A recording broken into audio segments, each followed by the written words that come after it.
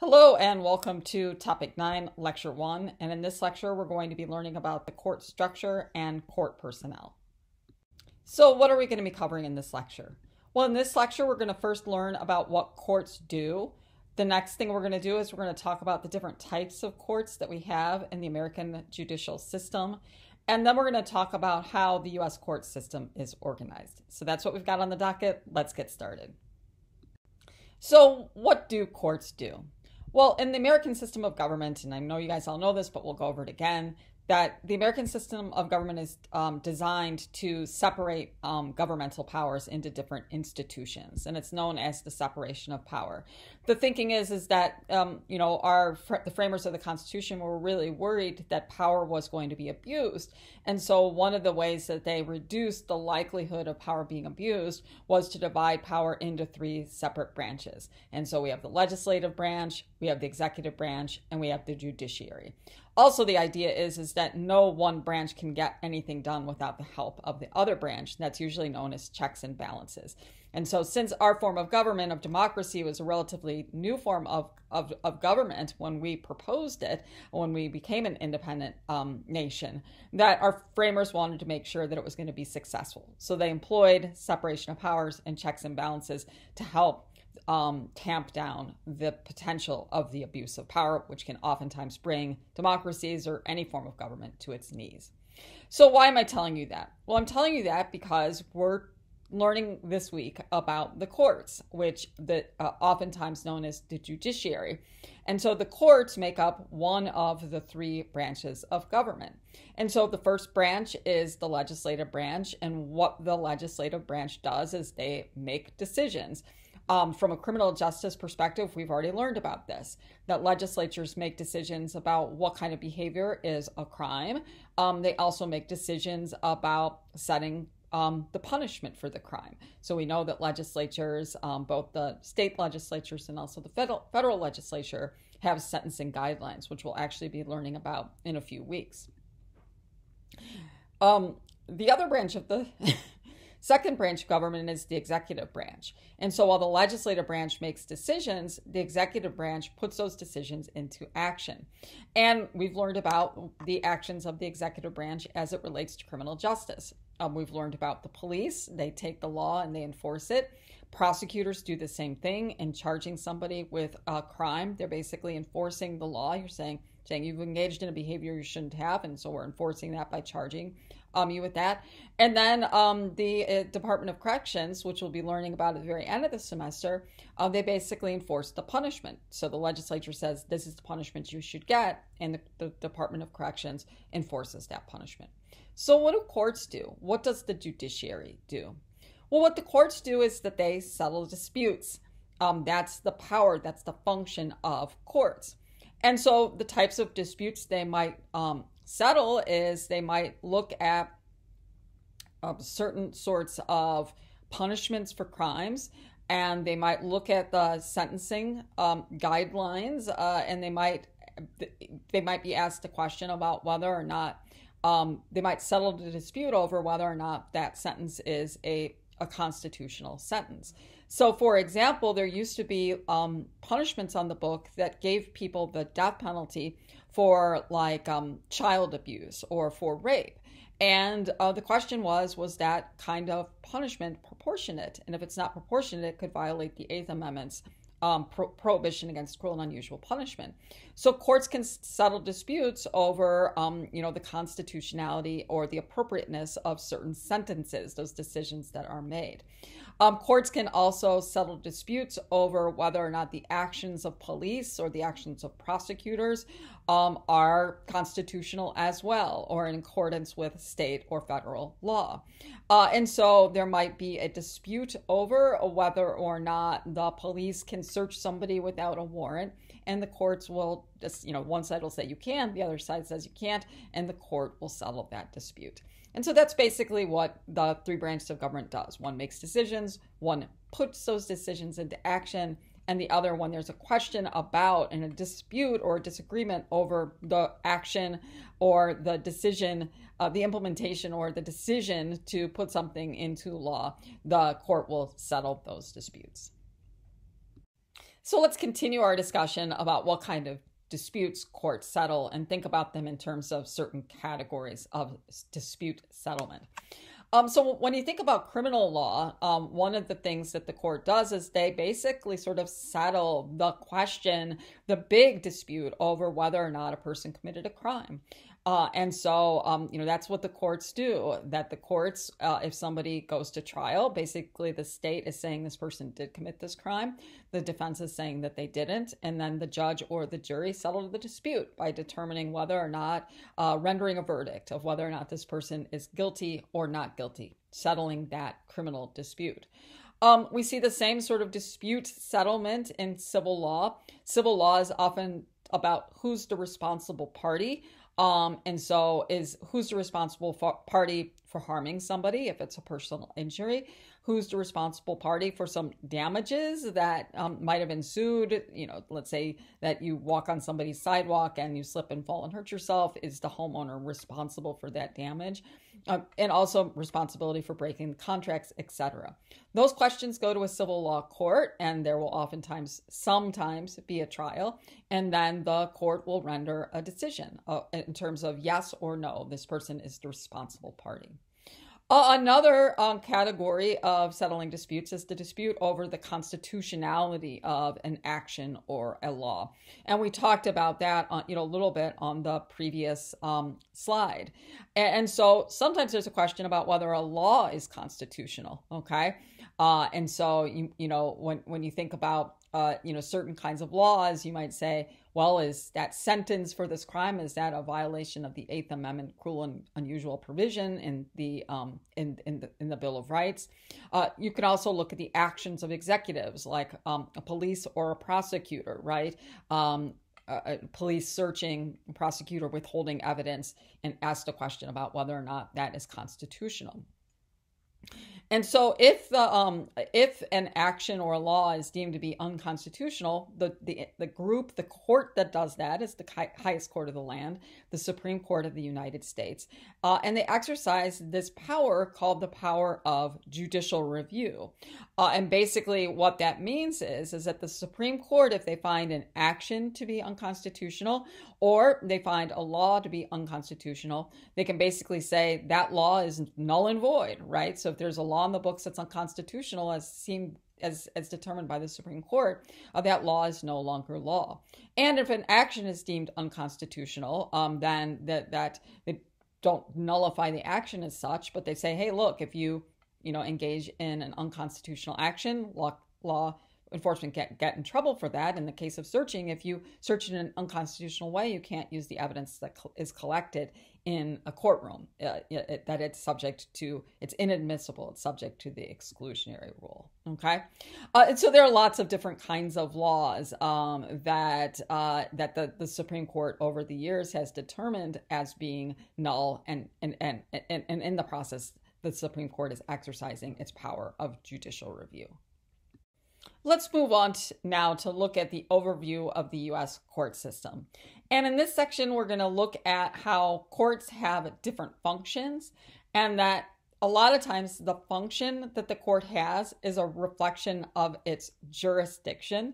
And jurisdiction is basically saying that's defined as the authority to make legal decisions or to make legal judgments. And so some courts have, specific jurisdictions, and they are only able to function in a certain way because they only have the authority to make legal decisions in certain capacities. And that'll become more clear in a second when we look at some concrete examples.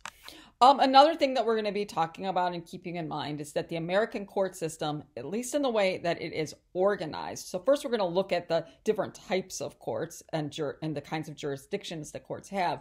But then we're going to look at how the court system is organized. And you're going to see that the way that the court system is organized is a reflection of federalism and federal supremacy. We saw that with police, right? That when we were looking at policing, that policing was a function of federalism. Federalism is that division of power between states and the national government.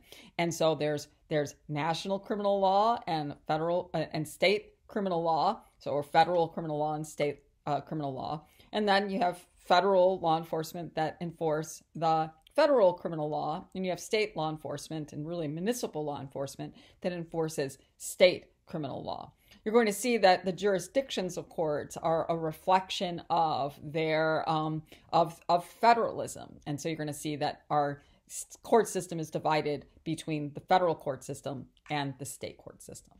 But let's turn our sights now first just to take a look at the different types of courts and this concept of jurisdiction.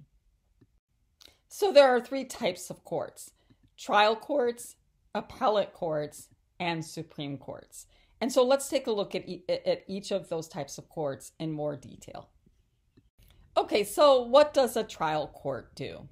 Well, a trial court is the first court to hear a case.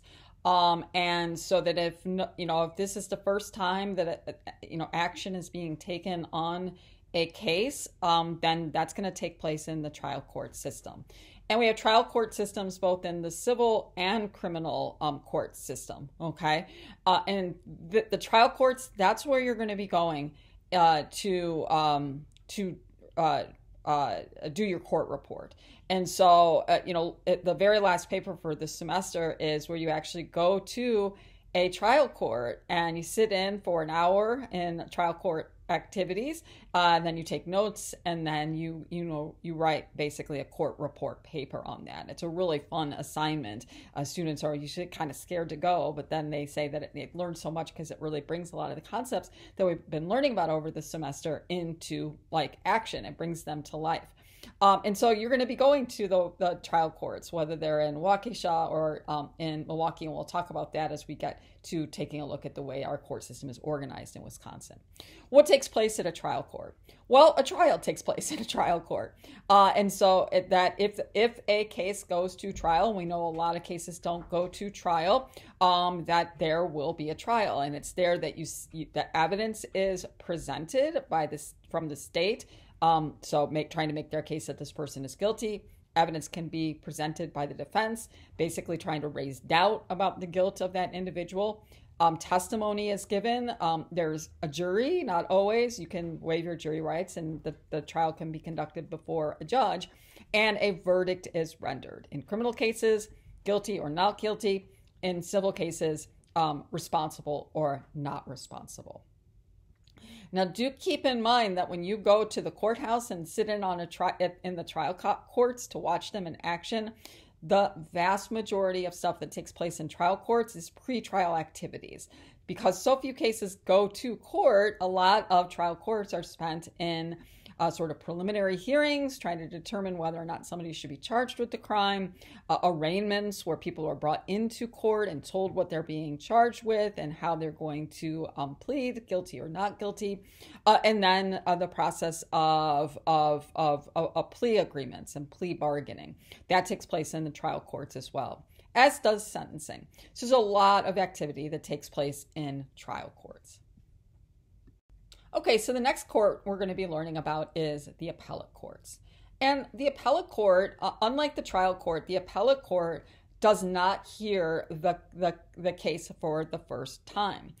In fact, the jurisdiction of an appellate court is to hear a case. They can only hear a case if it's been already tried in a lower court, in a lower trial court. And so, as it says there, the appellate court hears the appeals of trial court decisions, okay? And so the goal of an appellate court is to basically correct any errors that may have taken place at the trial court level. Now, a couple of things to keep in mind about appellate courts.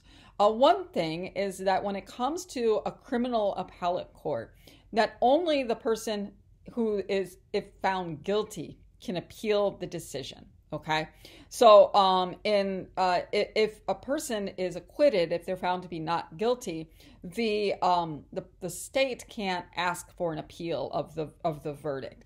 Because of the Fifth Amendment double jeopardy clause, a person can't be tried twice for the same crime. And so if they're tried and acquitted, the prosecution, the state can't come back and say, wait a second, there was an error in that decision. We want to try that person again and get what we think is the correct verdict. No, the only person who can appeal is, in criminal cases, is the person that's found guilty. Now that's different in a civil case, right? In a civil case, that the person who is found not responsible, that can be appealed. You can appeal that decision, okay? But that's not the case with criminal cases, that the state cannot appeal. And so basically what the appellate court does is that they try to look at the decision, the rendering of a guilty verdict, and they see if there are any errors that took place. And so they may look at, hey, maybe evidence was, when a person appeals their guilty conviction, that they might say, hey, look, evidence was admitted to court that was illegally collected. It never should have been admissible. You could say you didn't have the good counsel, and so it wasn't really a fair trial. You could say that the jury was biased, etc.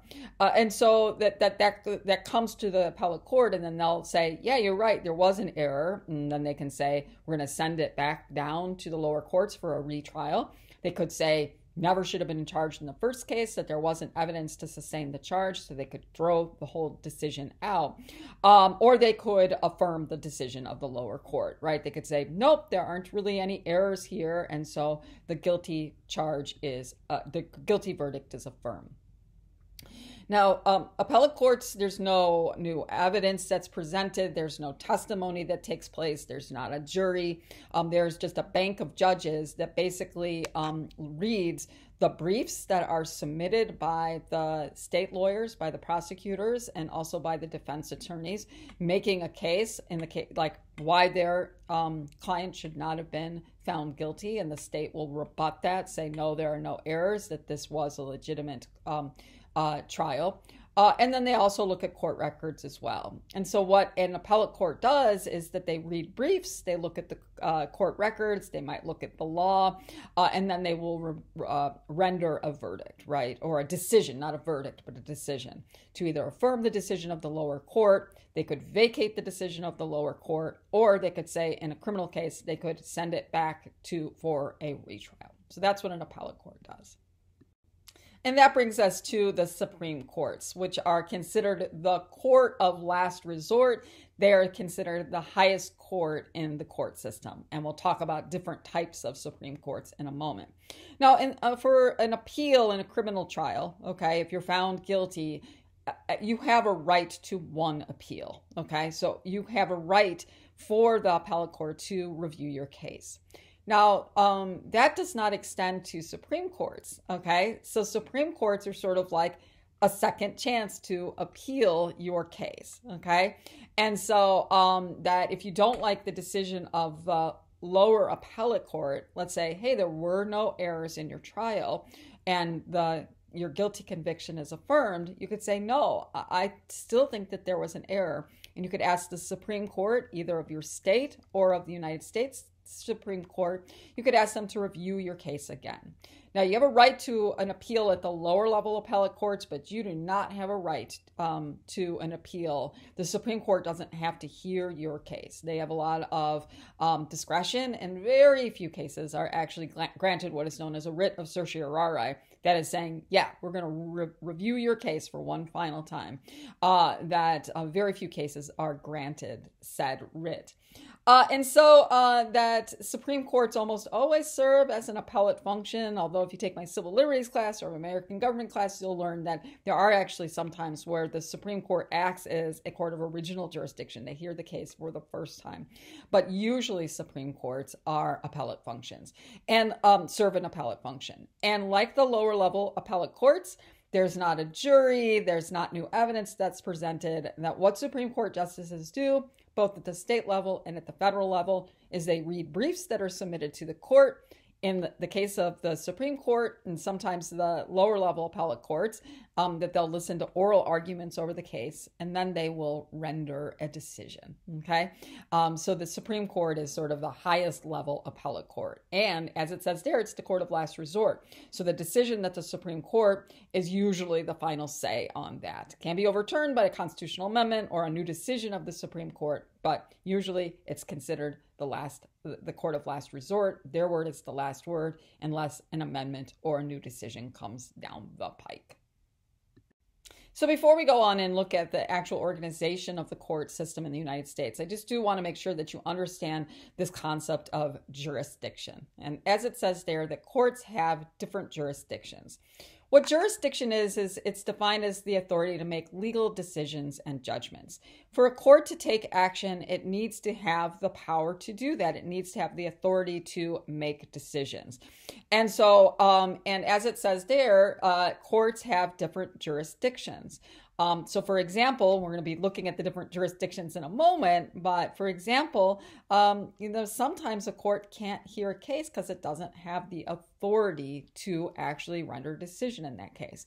So let's look at the different categories of court jurisdiction. Okay, so some courts are known as the court of original jurisdiction. And what that means is that they have the authority to hear it originally, to hear it for the first time. In other words, they are the ones that hear the case for the first time. And obviously, courts of original jurisdiction are trial courts. On the flip side of that, some courts only have the authority to hear cases on review. And that would be where courts have appellate jurisdiction, okay? And so courts can, in that instance, they can only hear cases that other courts have heard.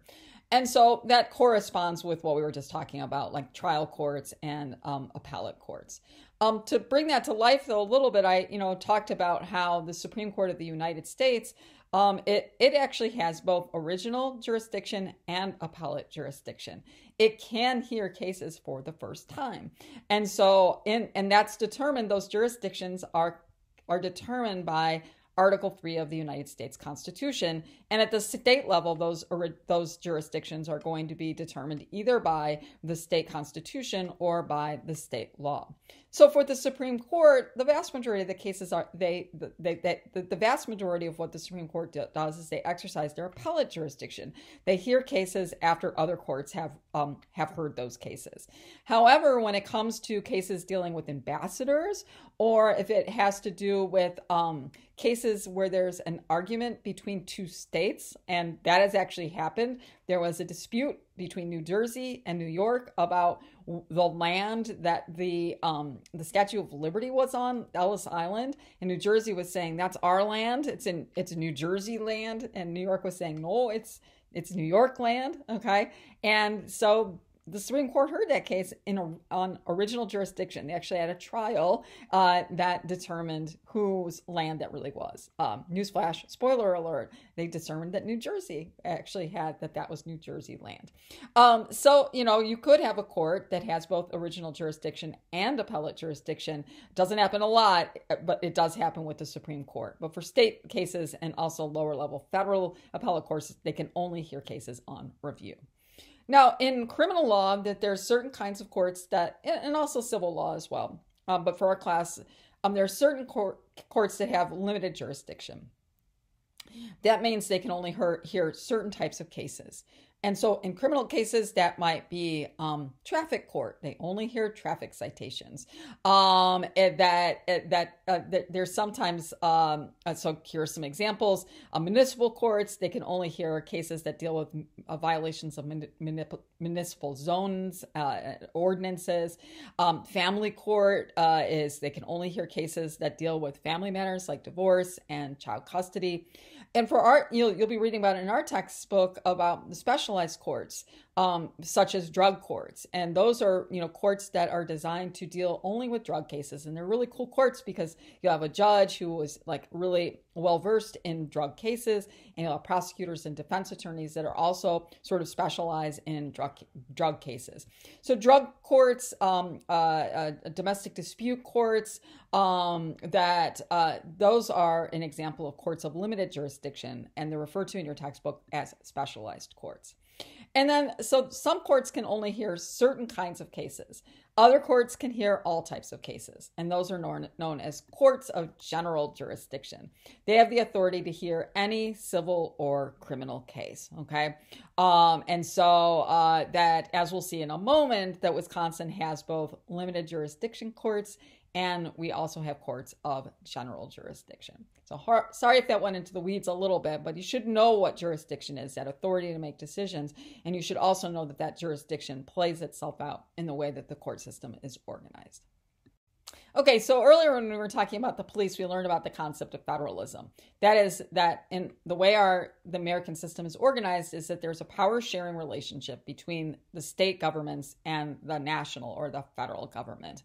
No one entity has all of the power, and the way that power is divided is outlined in the United States Constitution. And our legal system is, and the way it's organized, is a reflection of that power sharing relationship. And so on the one hand, in the United States, federal law is supreme. And that comes from Article 6, Section 2, known as the Supremacy Clause. And so what that means is that the federal law is the supreme law of the land. And so if there is ever a conflict between federal law and state law, federal law will supersede state law. We've actually seen that come to life recently in terms of when it comes to controlled substances. So marijuana is still considered illegal, and there are lots of federal laws prohibiting the production and distribution of marijuana. But we also know that some states have legalized marijuana. Not Wisconsin. I don't know if that'll ever happen, but Colorado, Illinois, and other states. And so, you might say, well, wait a second, which law is supremacy? The federal law has supremacy. If the federal FBI or the DEA want to come in and shut down the dispensaries in Illinois, they could do that. They choose not to do that. But federal law is supreme. Also, the Constitution of the United States is supreme. That if state law violates the Constitution, then the Constitution shuts that law down. Okay, basically, the federal law and the Constitution are the supreme law of the land. But the United States, as its federal law is supreme, but as a federal system that we divide power. And one of the big ways that we divide power is through the 10th Amendment. And so the 10th Amendment in the Bill of Rights basically reserves certain powers to the state, and those powers are what are known as the police powers, the power to regulate people's morality and their behavior. And that's why the vast majority of criminal law and laws that define behaviors as crimes, that falls to the states. And that's because of the 10th Amendment. And so that we know the vast majority of prosecutions and trials and corrections take place in the state system because states are given that police power through the 10th Amendment in the Bill of Rights. So we know about that. That's the federal supremacy and the police powers that come through the 10th Amendment in the Bill of Rights, that those are what make up our federal system, not wholly, but in part. And that how our court system in the United States is organized is a reflection of the principles of federalism. So let's take a look at how the U.S. System of courts is organized. Okay, so here is a graph that basically shows the organization of the U.S. court system. Let me put on my special pen here. So on this side is, the federal court system, okay? And so because that we have federalism, if you violate federal criminal law, this is where you are going to go, okay? You're going to work your way through the federal court systems. There's also, civil court cases that go through the federal side as well. So if you're suing somebody that lives in a different state, it's going to work its way through the federal side of the system. And then there's the state side of the system. And this is the state trial court system that deals with state laws. And so one thing to keep in mind here, so as we know, the vast majority of criminal law is at the state level. And so the chances are if you get charged with, homicide or, aggravated assault or burglary, you're going to be violating a state law and you're going to work your way through this side of the system. Now, keep in mind, there's one federal system, okay, but there's 50 state systems. And so the state systems are different depending on what state that you live in. In a moment, we'll take a look at how the Wisconsin system is organized. So let's on the federal side, you've got the U.S. district courts, and this is the court of original jurisdiction. They hear the case for the very first time. And there are 94 district courts, federal district courts. There are 2 in Wisconsin. And basically, that's where a criminal trial dealing with federal law is going to take place. You'll have a trial and a verdict will be rendered. If you don't like the decision, the outcome of your federal trial, then you can appeal it to the U.S. Court of Appeals. That the way that works, this is a court with appellate jurisdiction. It only hears cases on review. You have a right to one appeal. And the way it works is that there are 12 regional circuits. So the U.S. Court of Appeals is oftentimes known as the Circuit Court of Appeals. And that's because there are 12 regional appellate courts.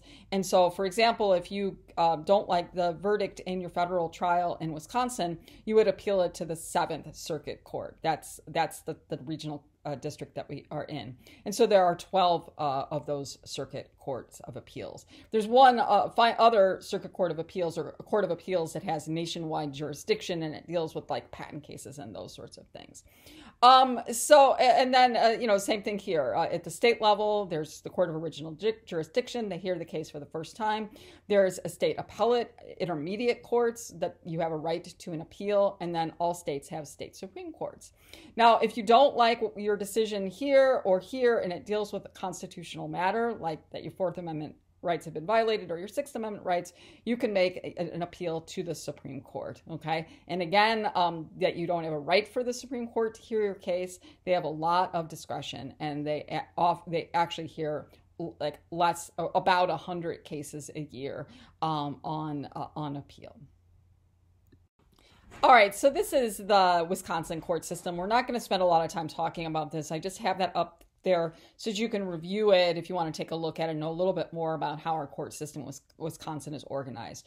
That here I put my magic pen on that we do have courts of limited jurisdiction, so those are municipal courts. They hear city ordinance cases.